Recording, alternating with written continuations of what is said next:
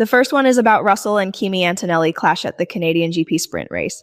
The Turn 1 scuffle between Mercedes' two drivers in the Montreal sprint prompted Antonelli to feel aggrieved, but was his annoyance justified? The Turn 1 scuffle between Mercedes' two drivers in the Montreal sprint prompted Antonelli to feel aggrieved, but was his annoyance justified? Russell maintained position on the inside of Turn 1, with Antonelli attempting to make a move around the outside. However, the Italian found his car in a rapidly closing gap and was forced to take to the grass to avoid contact. However, Antonelli's stance was evident over the radio. He felt that he had his wheels sufficiently alongside Russell's car to be granted room for the inside of Turn 2 in deference to F1's driving standards guidelines. Was he right to be aggrieved? Let's take a look at those guidelines and see whether Antonelli's point of view is justified. Overtaking on the inside of a corner to be entitled to be given room when overtaking on the inside, the overtaking car must I have its front axle at least alongside the mirror of the other car prior to and at the apex A. Be driven in a fully controlled manner, particularly from entry to apex, and not have dived in. T. In the steward's estimation, have taken a reasonable racing line and been able to complete the move whilst remaining within track limits.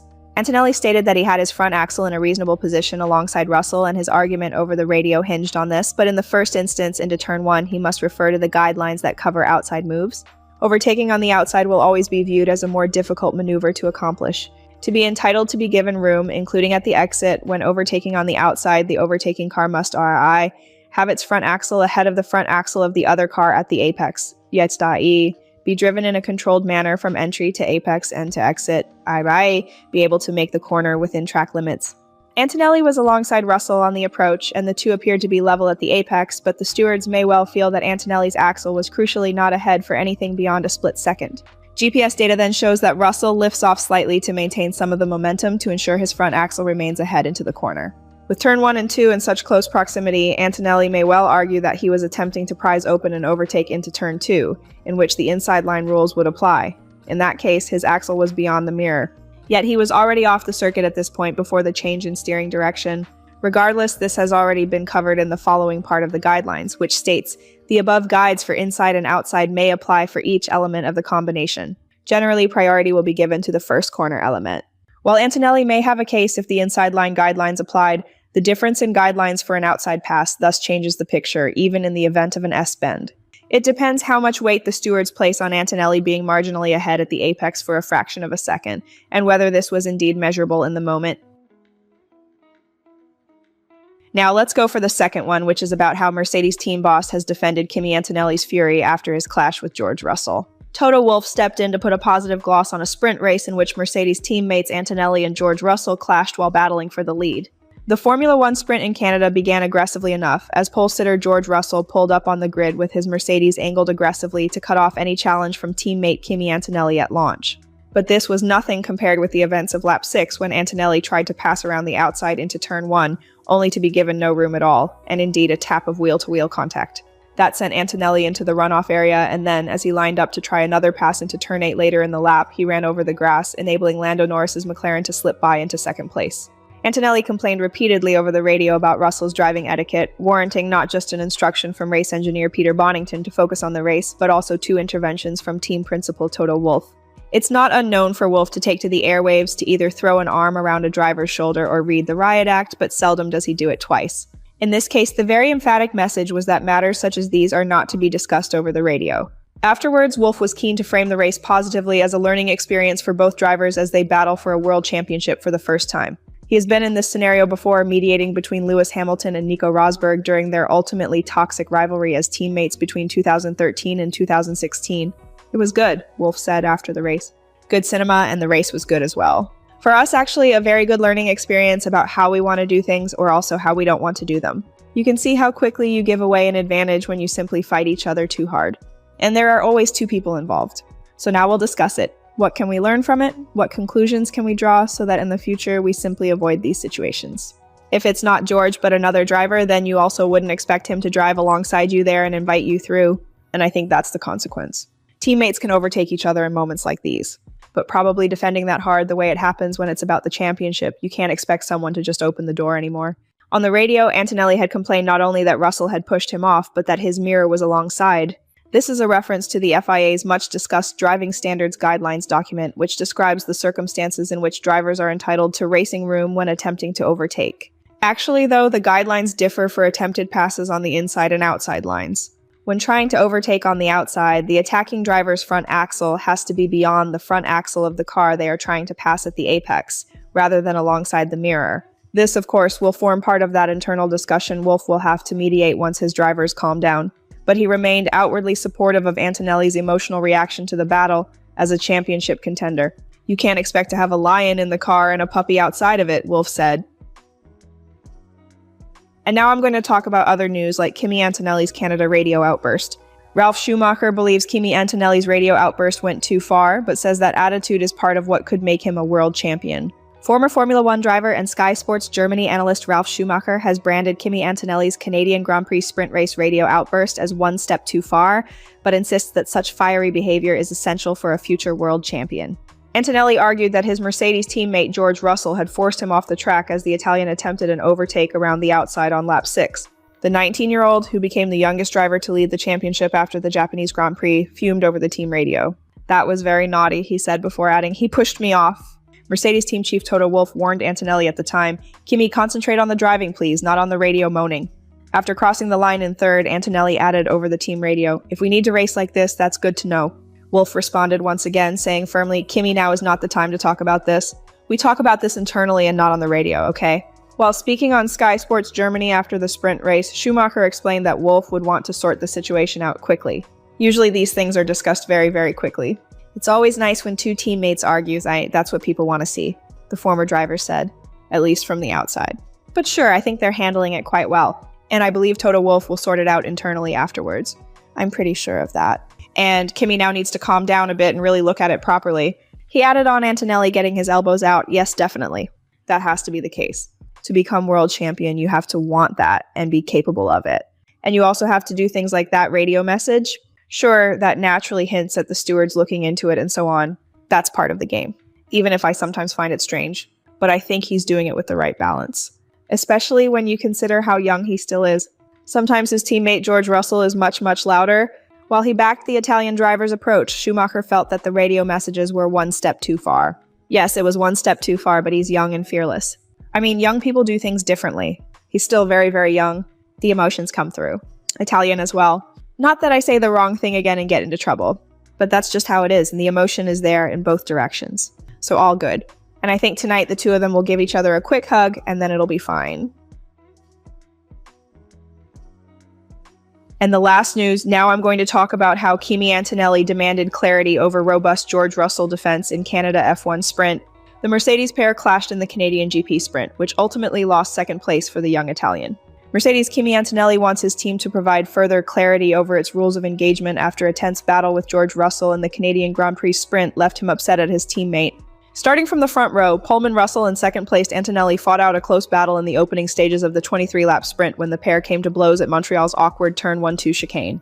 Antonelli attempted a pass around the outside of Turn 1 as it would yield the inside for Turn 2, but had to escape onto the grass after Russell refused to yield ground on exit. The battle then resumed in Turn 8, with Antonelli sailing off the track and ending up behind Lando Norris in third.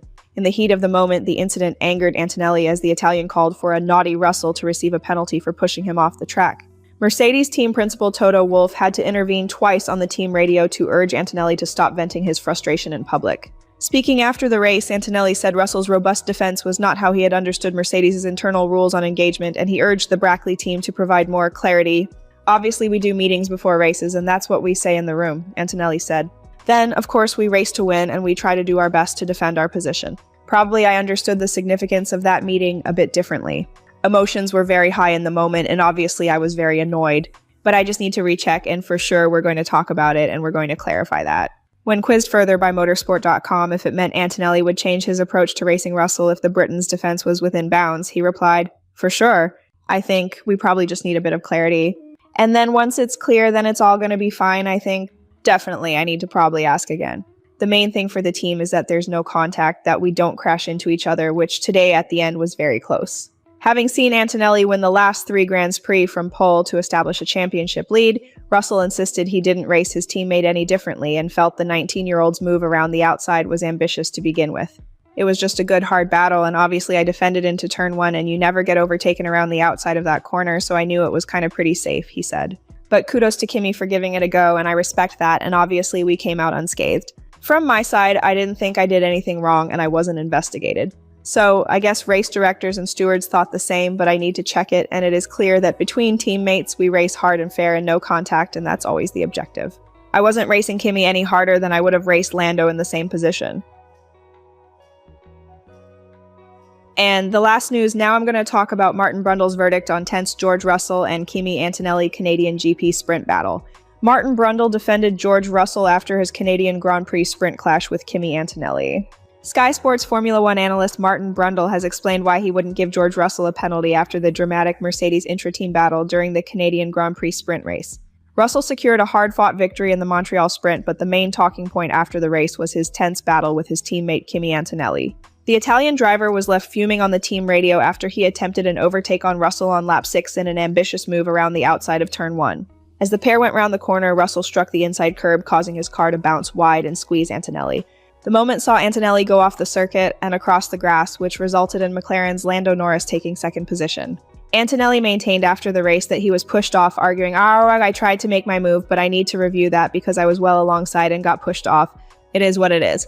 The 19-year-old was warned multiple times by the Brackley outfit to save his complaints for a private conversation. Kimi, concentrate on the driving, please, not on the radio moaning, Team Chief Toto Wolff told Antonelli. After taking the checkered flag, Antonelli fumed once again. If we need to race like this, that's good to know. Kimi, now is not the time to talk about this. We talk about this internally and not on the radio, okay? Wolff responded. Brundle analyzed Wolff's place in this. It is interesting the headmaster Toto Wolff has had to step in there and say stop this. Watching frame by frame, I can now see why Antonelli felt he was entitled to more racing room. After watching replays of the moment, Brundle shared his analysis on Sky Sports F1. You can see that George Russell's car hits the inside curb and bounces to the right-hand side. The problem with writing regulations is that it is difficult to cover everything on different tracks. Something that was added this year is that the driver on the inside can't just disappear or suddenly change by 30 or 40 degrees. I think if you stick your car to the outside like that, you have to expect to be squeezed. That is the racing view. I wouldn't give George Russell a penalty. And finally, we're going to talk about the Lewis Hamilton's future at Ferrari. The 7-time champion confirms he has a contract for 2027 to stay with the Maranello team. Lewis Hamilton is not entertaining thoughts of retirement from Formula One, refuting suggestions by those trying to retire me that he should call time on his illustrious career. Hamilton stated that he planned to stay in F1 for quite some time with the intent to remain at Ferrari for the next few years. Hamilton signed a multi-year deal on joining the Maranello squad, understood to be for 3 years. This would bring him to the end of 2027 on his current contract. After a tough 2025 in which Hamilton struggled to adapt to Ferrari, the 7-time champion has enjoyed a brighter start to this season following changes to his side of the garage. Former race engineer Riccardo Adami stepped aside, and Hamilton is currently engineered by Carlos Santi on an interim basis. Speaking about his future, Hamilton confirmed that he was still in contract with Ferrari for 2027 and stated that he was still motivated to compete in F1. Assuming a 3-year deal, Hamilton will be 42 by the end of his contract. Yep, I'm still in contract. So everything's 100% clear to me. And yeah, I'm still focused. I'm still motivated, Hamilton stated. I still love what I do with all my heart, and I'm going to be here for quite some time, so get used to it. There's a lot of people that are trying to retire me, and that's not even on my thoughts. I'm already thinking of what will be next. I'm planning for the next 5 years. But yeah, I still plan to be here for some time. Various pundits had called for Hamilton to consider hanging up his helmet in recent weeks. Ex-F1 driver Ralf Schumacher, now a pundit for Sky Sports Germany, suggested that both Hamilton and the 44-year-old Fernando Alonso should give young people a chance rather than continue in F1. Hamilton's seat has been linked to Haas's Oliver Behrman, a product of Ferrari's driver academy, but he looks set to wait at least another year before entering the frame for a Ferrari drive. Although simulators have formed an increasingly vital part of the driver's preparation for a race weekend, Hamilton is known not to be a huge fan. Indeed, he did not use the Ferrari simulator in its Maranello base ahead of the Montreal weekend. Instead, he chose to focus on working with his engineers and assessing the data from the opening 4 rounds in an effort to work on optimizing the balance of his Ferrari SF26, particularly under braking.